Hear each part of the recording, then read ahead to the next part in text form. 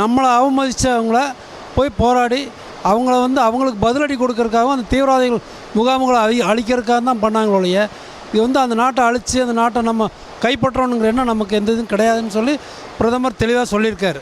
அதனால் அவருக்கும் நன்றி. ஏன்னா அவர் வந்து மிக தெளிவான முடிவு எடுத்தார்.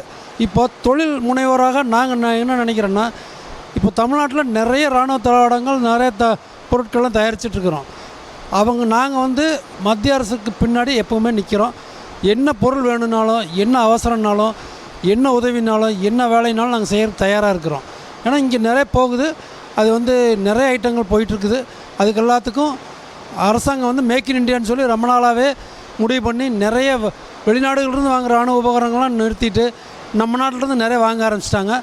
அதற்கும் மத்திய அரசுக்கு நன்றி. நிறைய நம்ம செஞ்சிட்ருக்குறோம். அதே இது வந்து இப்போவும் நிறைய செய்யறதுக்கு தயாராக இருக்கிறோம். மத்திய அரசுக்கு நாங்கள் எப்போவுமே ஆதரவாக இருப்போம்னு சொல்லிக்கிறோங்க.